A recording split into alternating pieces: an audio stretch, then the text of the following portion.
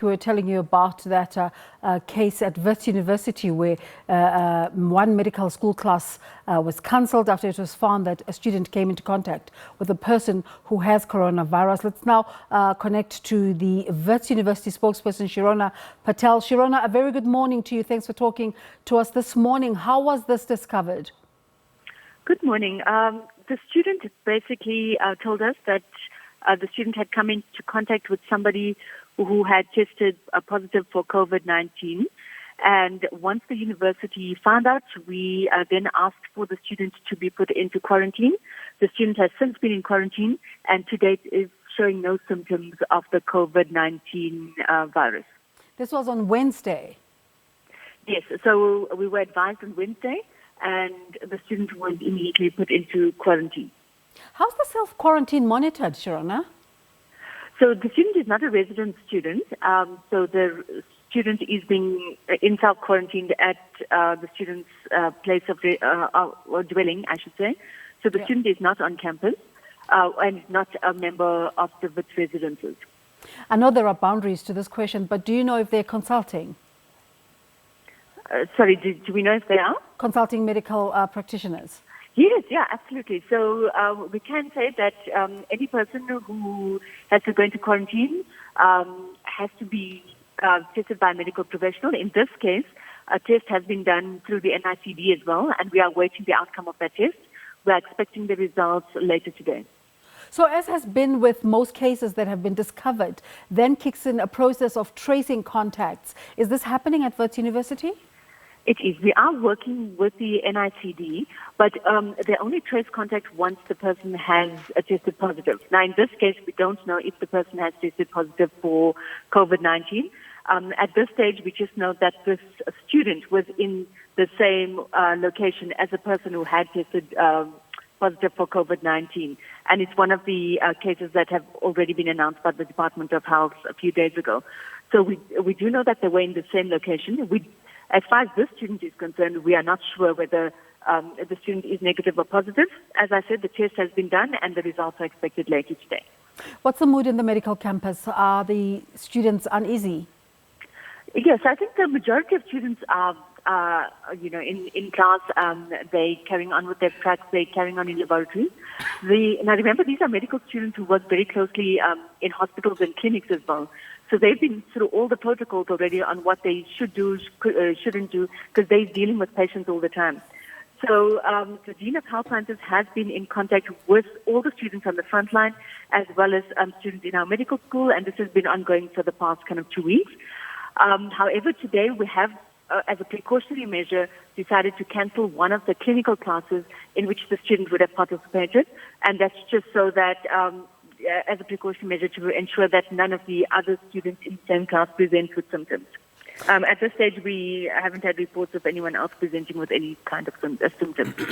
The safety of health practitioners is a global concern. I mean, in Italy, they're saying they've had to call in retired health personnel because some of the practicing personnel has been affected. What kind of protocols is Wits putting in place since the outbreak? Yes, so we are working very closely with the NICD and we are implementing all the global standards recommended by the World Health Organization on a number of fronts. So number one, to make sure that everybody on the front line has adequate education and training. Number two, to make sure that they're all protected. So they have the requisite protective gear, the proper masks, gloves, etc. Number three, that any serious cases are immediately referred to the NICD and that the healthcare professionals are also properly debriefed, etc. So there's a whole protocol in place, which our Dean of the Faculty of Health Sciences has worked with our experts in the faculty and the NICD to brief all of those on the front line. Do let us know how this pans out. But let me ask you, efforts to bring about, to find a vaccine, any involvement in terms of the Wits academic side? No, so we've got Professor Shabir Mahdi, who's basically the head of vaccinology at Wits University and also works with the NICD. So at this stage, I can't comment on whether there is or isn't a vaccine. So I think I would leave that to the academics, to look at. What I can tell you is that from a Wits perspective, we have an emergency response plan in place. It's got different phases.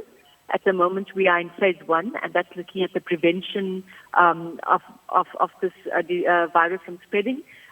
We are also in the phase where we are implementing practical measures that people can implement immediately. So that's the usual stuff like the washing of the hands, etc. But we have also done 2 other things. The one is we've disabled our biometric system temporarily. And number 2, we are conducting education campaigns in residences and in faculties. Because we can't do this alone. If one person becomes infected in a residence, for example, or there's an outbreak in a huge, and spreads to parts of our academic lectures and things like that, it's a collective responsibility for us as a university. So at the moment, we undertaking quite a heavy education campaign to keep all members of the Wits community abreast of what they should and shouldn't do. So at this stage, we are trying to prevent, but if required, we have a phase 2 if there's 1 or 2 cases that come about or incidents where we need to have people quarantined. And then we're also looking at phase 3, and that's really where people in residences or vulnerable communities, what do we do with the whole residence if we've got an outbreak there? So there's a plan for that. And then phase 4 is if we have to close and go completely online. We are looking at how we can, for example, move some of our theory models up front and do the theory via video conferencing or learning management system online completely for a period of up to 3 months, and then do the practicals at a later stage. So there are all of these. This forms part of the big plan, but we're taking it one day at a time. We're monitoring it in real time, and we'll implement the plan step by step as and when required to. Should you need to move into step 2, have you identified specific areas that you will use for quarantining purposes? Yes, so there are different scenarios, and it depends where. So Wits is a contact teaching university, so we do have around 40,000 people in and out of our campuses every day. So that's the first concern. The second is in residences, we've got about 6,000 people, so that would be one of the vulnerable communities. In that case, we wouldn't want to move all 6,000 people out into their homes, for example. What we may want to do is quarantine them in one residence and treat them there. And again, we'll go by what the NICD says in terms of their guidelines there. So, however, if there are 1 or 2 cases and people can self-quarantine, then that's great. We do have some external locations. For example, a flat if somebody needs to be self-quarantined for a week or 2. So we do have that in place. However, if we can't move, for example, 6,000 people if an outbreak occurs, and in that instance, we'd want to isolate them on campus, but also then treat them as a group there. So we'll go by the NICD with those guidelines. Thanks for talking to us this morning, Shirona. You're welcome. Shirona Patel is a spokesperson for Wits University.